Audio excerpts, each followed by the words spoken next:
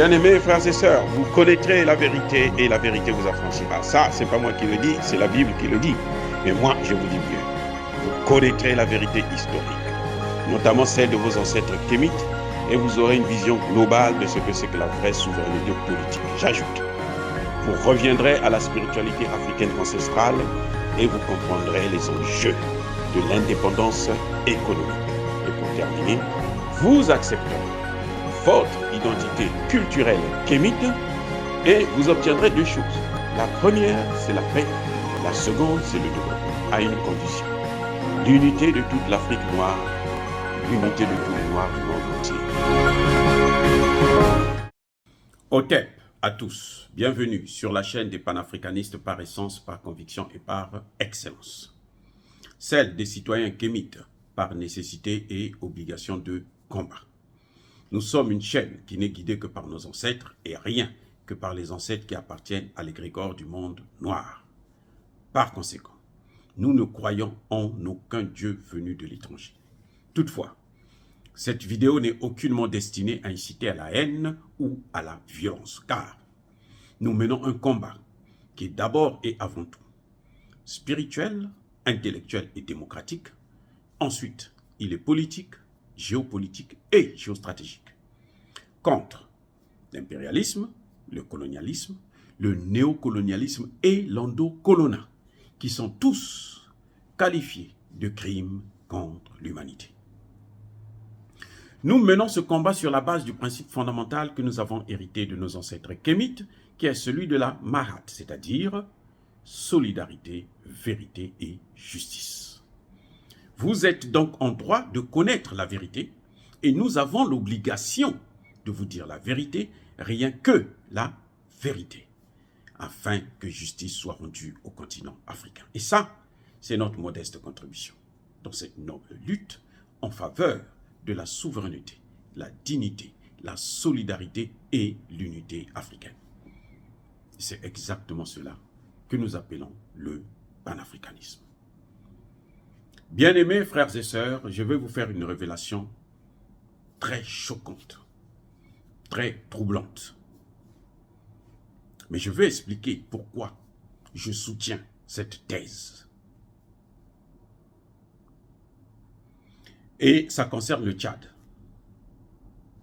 Ça concerne les événements d'octobre 2022. Lorsque on a tiré, je dis bien on a tiré, sur des manifestants, pour la plupart des jeunes de 11 ans, de 10 ans, qui n'étaient même pas armés. Et les vrais opposants sont sortis de là, sans aucune blessure, comme s'ils n'étaient pas là, comme s'ils n'existaient pas, comme s'ils n'avaient jamais participé à cette manifestation. Comme si eux, ils n'étaient pas dangereux pour le gouvernement tchadien, le gouvernement de Kaka Déby. Ça va vous choquer. Mais pourtant, je vous demande de bien réfléchir. Je suis convaincu que ce que je dis, c'est la vérité. Eh bien, en fait, ce n'est pas Kaka Idriss Déby. Ce n'est pas le gouvernement de Déby qui a tué les morts que vous avez vus là, au Tchad, en octobre 2022. Eh oui, ce n'est pas le gouvernement qui les a tués. J'aimerais bien qu'on puisse faire une enquête, une enquête impartiale, une enquête indépendante, une enquête des experts, pas venus de l'étranger. Non, on n'a pas besoin des étrangers, des Africains ou des Tchadiens eux-mêmes. Une enquête sérieuse.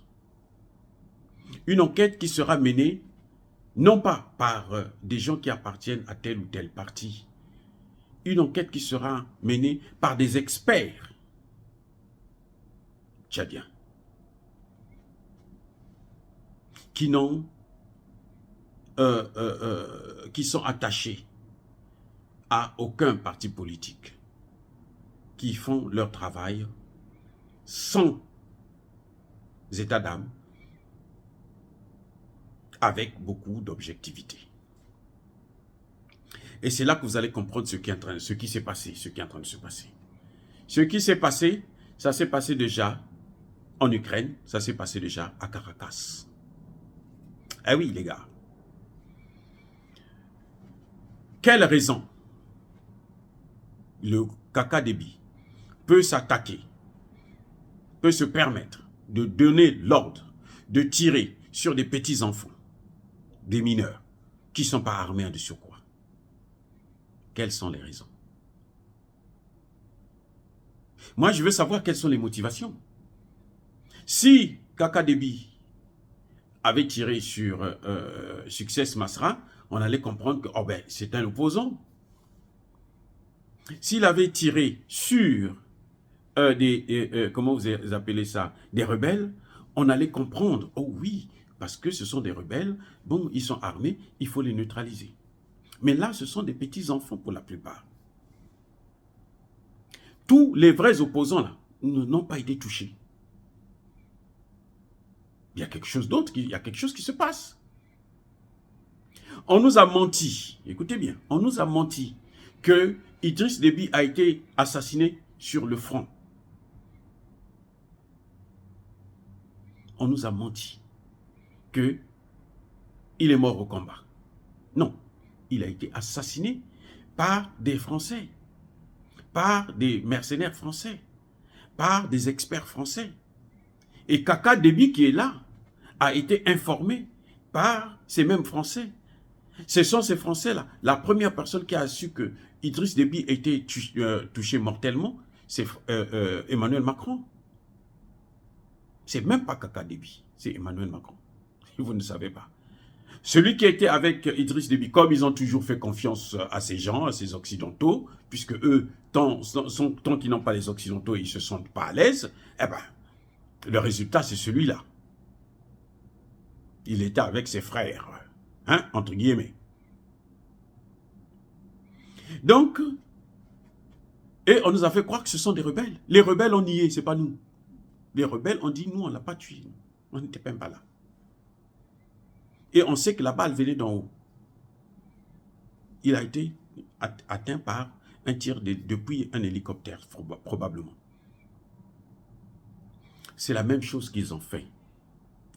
Vous vous souvenez quand Idriss Déby est mort, le maréchal, le fils a pris le pouvoir. Il y a eu des manifestations pro-russes. Je répète. Vous vous souvenez quand Idriss Déby est mort, il y a eu des manifestations pro-russes. On demandait à Idriss Déby de chasser les Français et de faire venir les Russes. Ce n'est pas du goût ni des Américains, ni des Français. Ça veut dire quoi? Ça veut dire que la jeunesse tchadienne se disait que nous, on n'a pas un problème. Nous, notre problème, c'est qu'ils puissent, que ce soit Kaka Déby ou un autre, mais nous, on veut qu'ils puissent nous faire partir cette base militaire, comme son père l'avait promis. Voilà ce qui se passait. Et ça commençait à créer une certaine symbiose entre le peuple tchadien et Idriss Déby, Kaka.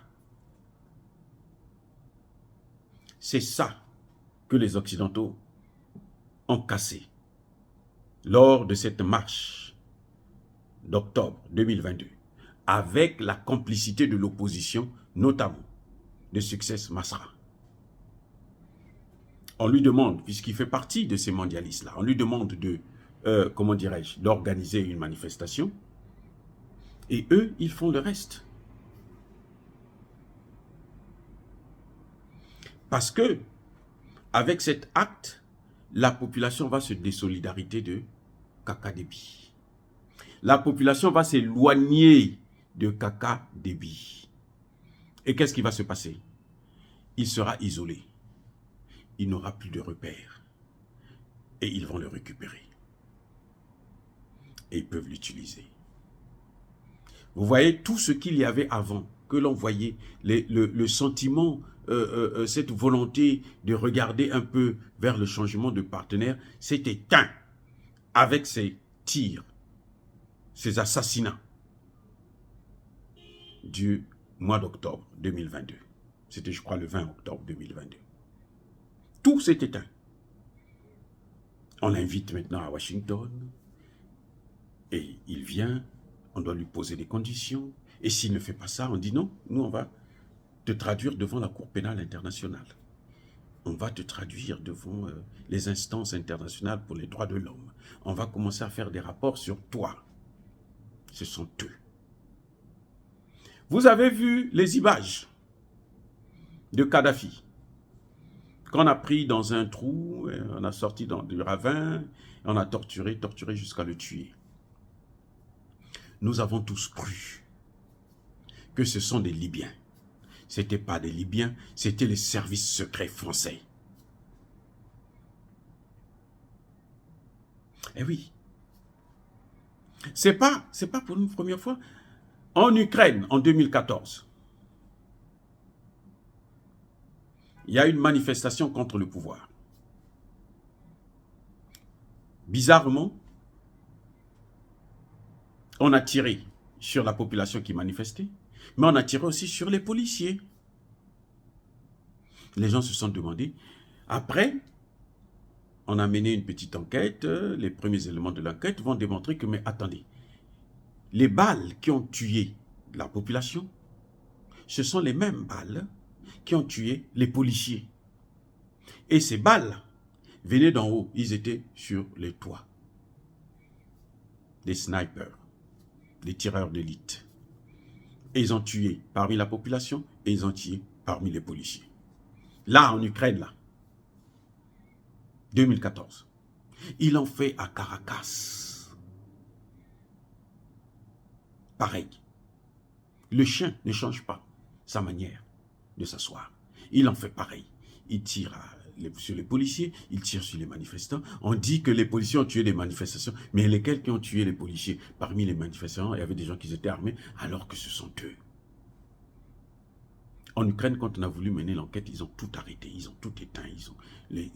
On a chassé les médecins légistes qui étaient là, qui voulaient témoigner et tout. On les a chassés. Ils ont pris le contrôle. Au Tchad, nous avons des motivations qui sont là. Il fallait casser la relation qui commençait à se construire, à se développer entre Idriss Déby et la population. Et pour ça, il fallait utiliser l'opposition. Parce que cette opposition, c'est l'opposition européenne. C'est l'opposition américaine. Succès Masra, c'est l'américain. On le voit, il est entre les deux. Maintenant que ils ont demandé à Idriss Déby de lever toutes les restrictions, il faut autoriser les partis politiques, donc Succès Masra peut rentrer. Mais entre-temps, ils ont atteint leur objectif. Et chaque fois que la population va vouloir bouger, vous allez voir, plutôt que Idriss Déby va vouloir résister à une demande faite par l'Occident, vous allez voir que la population va encore sortir. Ils vont marcher et ils vont faire la même chose comme d'habitude. Et les mêmes causes produisent les mêmes effets. Il fallait isoler Kaka Déby. Et vous savez, nos dirigeants, le grand problème qu'ils ont aujourd'hui, la plupart de nos dirigeants, c'est qu'ils ne sont pas connectés avec la population. C'est ça le grand problème de nos dirigeants. Le manque de connexion avec la population. Et ils sont contents quand c'est comme ça. En tant que vous avez une opposition qui est manipulée par les mêmes, hein, et vous avez une population qui est manipulée aussi par l'opposition. Et donc, le président est obligé de s'allier à eux. Parce que s'il ne le fait pas, on le prend. C'est pour ça que je dis, chez nous, ce n'est pas la démocratie qu'il faut, c'est le bon dirigeant. Donc, je conclus en disant, je ne suis pas sûr, je n'ai pas mené une enquête sur le terrain, je n'étais pas sur place. Mais quand je vois ce qu'ils ont déjà fait ailleurs, en Côte d'Ivoire, voilà, j'allais oublier, en Côte d'Ivoire, lesquels qui ont qui ont pris Gbagbo dans le palais. Ce sont les Français. Ce n'est pas l'armée ivoirienne, ce n'est pas les rebelles, ce n'est pas Guillaume Soro. On les a appelés pour venir prendre la paternité de l'événement. Mais ceux qui ont fait le coup, ce sont eux. On nous a manipulés. Voilà comment eux, ils agissent. Et nous devons comprendre ces choses-là. Je ne soutiens pas Idriss Déby. Je ne le connais pas non plus. Hein. Moi, je suis docteur en sciences politiques. Je fais seulement une analyse. J'observe les faits. Je regarde, je dis non, mais il y a quelque chose qui ne va pas. Il n'y a pas de raison que Kaka Déby puisse tirer sur des enfants. Succès Masra était là. Il pouvait envoyer les gens pour aller l'arrêter. Ou pour le tuer. Ça pouvait se faire. Il était protégé par qui? Il était protégé par les mêmes. C'est pas pour rien que, quand il est là, lui, on est en train de tuer les gens dehors. Lui, il est dans la maison en train d'appeler RFI France 24. Parce qu'il savait ce qui va se passer.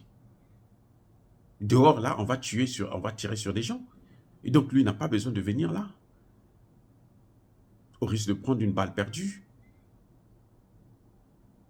Ce sont eux qui sont en train de déstabiliser le Tchad et créer des conflits entre les Tchadiens. Il faut isoler Kaka Déby pour mieux le contrôler. Parce que s'il a une connexion avec le peuple, ça y est, c'est fini. Ils vont perdre le Tchad, comme ils ont perdu le Mali, comme ils sont en train de perdre le Burkina Faso. Aussi simple que ça. Dire cela, c'est inciter à la haine ou à la violence. Non. Yaba colère fait, Yamalebe. Soyez bénis. Hein, je persiste et je signe. Soyez abondamment bénis par le Dieu des Kémites. Mais que ceux qui persécutent le continent africain, que tous ceux qui le déstabilisent et le pillent, qu'ils soient blancs, qu'ils soient noirs, qu'ils soient maudits, punis, foudroyés, neutralisés par le Dieu des Kémites et par nos ancêtres angélisés. Vive l'Afrique éternelle. J'ai dit et j'assume.